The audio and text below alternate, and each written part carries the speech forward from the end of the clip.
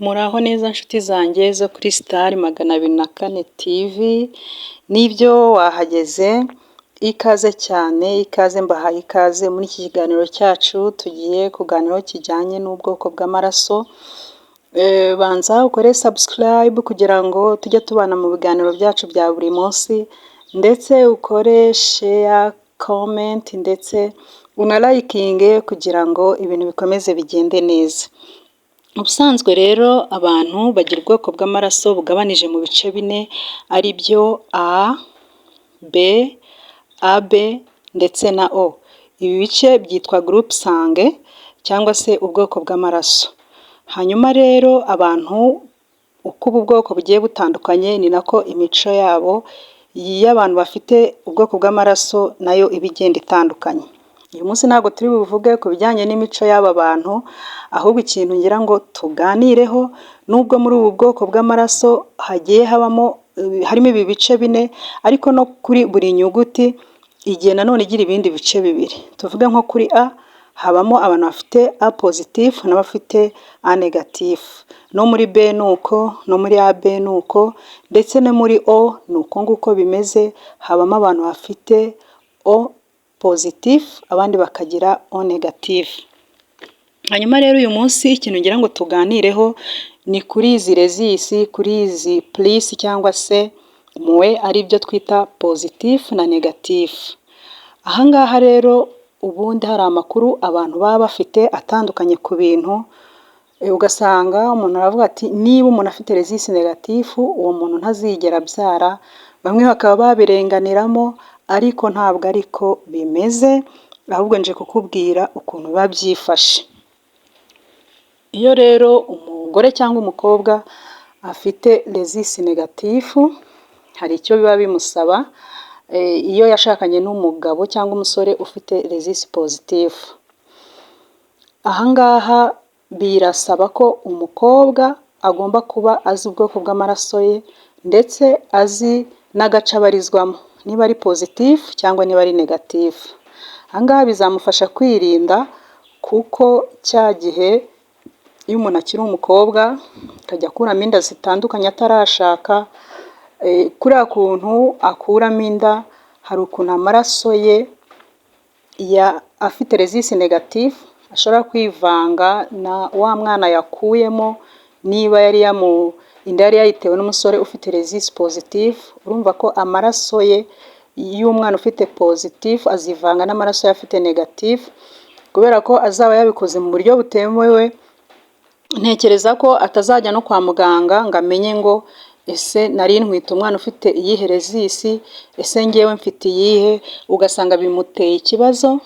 Nta handi umuntu usanga ashatse iyo bigeze igihe cya nyacyo cyo gushaka, inda zikazajya zivamo atazi icyabimuteye.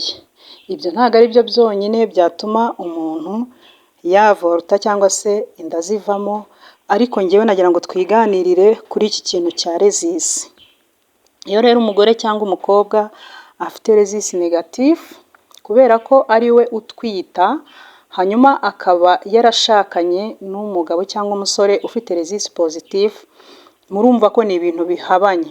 Umugabo afite pozitifu, umugore afite negatifu, kandi iyi rezisi ya negatifu iyo iramutse ikubitanye n'amaraso ya pozitifu, umubiri w'umugore cyangwa umukobwa ufite rezisi negatifu uhita urekura abasirikare benshi basa nkaho bagiye gutabara bakagaba igitero, bumva ko batewe.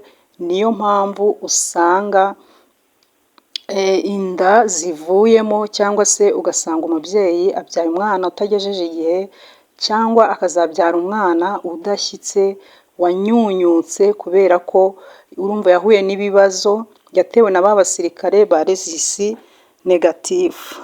Ahangaha rero icyo nababwira, ni byiza ko mbere y'uko wubakana n'umuntu cyangwa mushakana, mubanza mukamenya ubwoko bw'amaraso, hanyuma mukanamenya na rezisi, kugira ngo mutazagira ibibazo bitandukanye. Hanyuma ikindi kintu mugomba kumenya ni uko iyo umubyeyi ufite iyi rezisi, nubwo buri mubyeyi wese aba agomba kubyarira kwa muganga, ariko cyane cyane uyu mubyeyi ufite resisi negatifu aba agomba kubyarira kwa muganga. Hari umuti aba agomba guterwa witwa rogamu mbere y'amasaha 72 akimara kubyara, agomba kuwuterwa kugira ngo izindi nda zizakurikira wa mwana abyaye zitazagira ikibazo. Ahangaha wumvise ko hari umwana wavuka nta bibazo, umwana wa mbere iyo nta nda yakuyemo, ubundi umwana wa mbere aba yavuka nta kibazo, ariko abana bakurikiye uwa kabiri uwa gatatu, uyu mubyeyi ufite resisi negatifu aramutse adatewe iyi rogamu ntabwo rwose byazoroha, ntabwo byazakunda. Ni hahandi umubyeyi atwita izindi nda zikagenda zivamo, cyangwa se inda yanagumamo ugasanga ivutsemo umwana utuzuye, cyangwa se akaba ari wa mwana unyunyutse, kubera ko umubiri uba waramurwanije. Umubiri w'umubyeyi ufite resisi negatifu wohereza abasirikare bagasa nk'abagiye mu ntambara bakajya kwirwanaho, kuko haba hajemo resisi pozitifu kandi ntibikorana. Ubwo rero birasaba ko buri mubyeyi wese utwite, cyangwa se buri mukobwa, buri musore, uba ugomba kumenya ubwoko bw'amaraso bwawe, ukamenya resisi ufite, kugira ngo ibi bintu bitababaho. Ni byiza ko umubyeyi amenya resisi afite mbere y'uko asama, hanyuma n'igihe abimenye no kwa muganga hazabyarira akabibamenyesha, bakabimakinga, bakavuga ati uyu ni umubyeyi ufite resisi negatifu. Kandi ukimara kubyara nabyo ukabibamenyesha, kuko uriya muti witwa rogamu uwuterwa mbere y'amasaha 72, kuko iyo bawuguteye nyuma yaho biba bibaye imfabusa. Birasaba rero ko uba maso ukikurikirana, kugira ngo izindi nda wazajya usama zizajya nazo zigira ubuzima buzira umuze. Naho ubundi kuba umubyeyi yaba afite resisi negatifu ntacyo biba bitwaye, ntibyamubuza kubyara, kiretse aramutse agize ibibazo ntabone uyu muti, akaba atabizi, ugasanga ni hahandi umubyeyi asama inda zivamo, bikaba byakwitirirwa amarozi kandi ari resisi negatifu afite.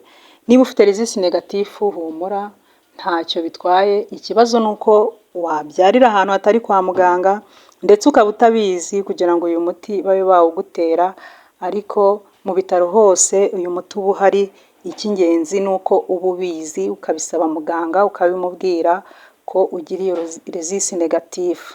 Murakoze cyane, Imana ibahe umugisha, dukomeze tubane. Mukore subscribe ku bantu mutarayikora, mukore share, mukore comment ku bamaze kuba abakunzi bacu, kugira ngo dukomeze tugumane. Imana ibahe umugisha, turabakunda. Bye bye bye.